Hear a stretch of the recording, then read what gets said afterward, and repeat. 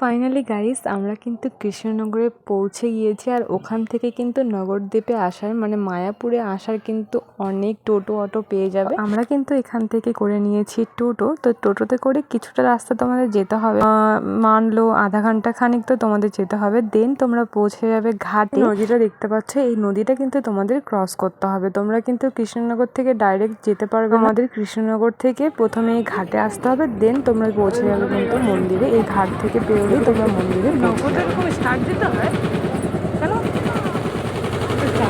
নৌকোতে স্টার্ট দিতে হয়। সো গাইস আমি কিন্তু জীবনে প্রথমবার যেরকম মায়াপুরে এসেছি সেরকম কৃষ্ণনগরে প্রথমবার এসেছি।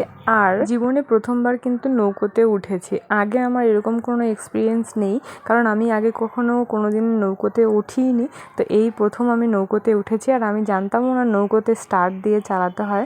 সো ওটাই আমি ওকে বলছিলাম নৌকোতে আবার স্টার্ট দিতে হয়। আর এই যে পরিবেশটা, এই যে যাচ্ছি নৌকোতে করে, এটা আমার খুবই ভালো লেগেছে। আর নৌকোতে করে এপার থেকে ওপারে যেতে তোমাদের পার পার্সন 3 টাকা করে লাগবে। আর দেন ওখান থেকে কিন্তু দেখো এখনই আমরা হেঁটে হেঁটে যাচ্ছি মন্দিরের দিকে। তো তোমরা চাইলে কিন্তু অটো টোটো সবই আছে এখানে, তোমরা চাইলে টোটোতে করেও যেতে পারো। গাইস হেঁটে যাওয়াটাই ভালো, হেঁটে গেলে তোমরা এখানে অনেক কিছু দেখতে পারবে। আশেপাশে অনেকগুলো মন্দির রয়েছে। সো আমরা কিন্তু হেঁটেই গিয়েছি। গাইস অনেকটা কিন্তু দূর না, জাস্ট একটু হাঁটলেই কিন্তু তোমরা মন্দিরের চূড়া দেখতে পেয়ে যাবে। তখন ওই যে চূড়া দেখা যাচ্ছে। তো বুঝতেই পারছো কতটুকু, জাস্ট একটুখানি হাঁটলেই কিন্তু দেখতে পাবে মন্দিরের চূড়া।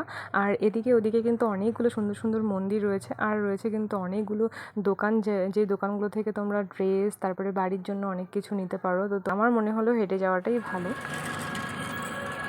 এসো জুম করবে।